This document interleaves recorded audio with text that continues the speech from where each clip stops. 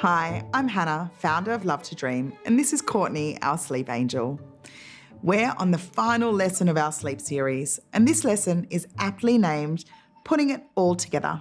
Because we've covered so much, you're probably wondering, how do I weave all of these little tips and tricks and foundations together? I promise it'll come together fast with a bit of practice, and Courtney is going to take you through an example day. You might be preparing for your newborn to come home and want to try and lay down our sleep foundations from day one or after a week or two. You might feel more comfortable starting a little later once you get going. And then I'm sure some of you already have your precious little bundle at home and you're ready to start. Or perhaps sleep hasn't gone to plan and you want to get it back on track. Whatever stage you're at, I want to remind you that success doesn't happen overnight. It's a process. So stay consistent, but also go easy on yourself. Give yourself a break if it all feels too hard and just start again after bub wakes up. Most importantly, don't give up because your baby can learn how to put themselves to sleep, and these tips and techniques do work. It just takes a little bit of time. So here's an example to take you through what an average day might look like. First step, your baby will wake up between 6 to 7 a.m. If they haven't woken by 7 a.m., gently wake them up. Give them all the cues they need to know that nighttime is over and it's time to start our day. Open the curtains, let the light in, unswaddle them, give them a nice big morning cuddle and chat to them about the day. This is the beginning of their uptime. So depending on the age of your baby, you have 60 to 90 minutes and longer from about 4 to 5 months to change, feed and burp them, have a little play, a cuddle before you start looking out for those tired signs. If you can't spot the tired signs yet, don't worry, just go by the clock. At the end of their uptime, help them wind down, put them in their swaddle, get them ready to sleep in their bassinet or cot, put them down while they're still sleepy but not yet asleep. Make the room a little dark but not pitch black. You're aiming for a grey level of light that won't stimulate bub. Give your baby a chance to self-settle. Once bub is lying down, quietly leave the room. Remember that self-settling takes time and might be a little bit noisy. You might hear a bit of a grizzle and fuss or even a small cry. Don't rush in. Just imagine you're getting comfortable, slowly drifting off to sleep, and someone comes in and touches you or puts their face close up and asks, "Are you okay?" That's not going to help you fall asleep, is it? Just listen, but don't rush in. If your baby starts crying and then the crying escalates, go in and use one of the settling methods we went through in lesson 12. Depending on how old they are, your baby should sleep for 1.5 to 2 hours for this nap. If you hear them wake before that time, remember they might be coming out of one sleep cycle and moving into the next.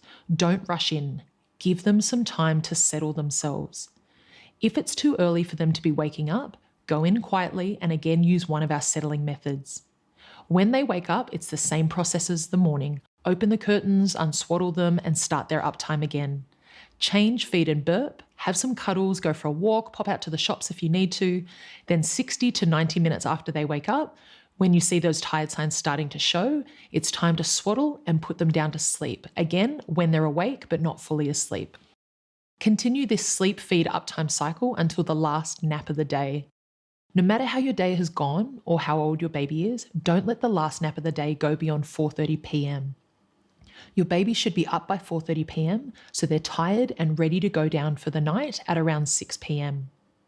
At around 4:30 p.m. or earlier, unswaddle and feed your little one, and then at about 5 p.m, it's time to start the wind down part of the day, signaling to your baby that the daytime is finished and nighttime is coming. Give them a beautifully soothing bath or shower, or if you don't have time for that, a relaxing massage. Dress them and then give them their evening feed. Remember, after you bath them, you don't want to be stimulating bub too much. Keep it relaxing and calm, and if possible, dim the lights. After the feed and burp, your baby should be getting sleepy. Swaddle and put them down in their cot, sleepy but awake, so they're aware of their surroundings and recognize the cues for sleep. Leave the room and let them settle to sleep on their own. Give them time. But if they need you, or if you feel you need to go in and help them, use the settling methods we suggested. Don't stimulate them by talking to them or turning on any lights. This is the start of their nighttime and you want them to have a long stretch of sleep before their next feed. If they wake, use our sleep and feeding guides to work out if it's because they're hungry or need a nappy change or too warm or cold, or if they're between sleep cycles and they need support settling back off to sleep. If it is time to feed, go in and keep the room as dark as possible. Unswaddle and feed them.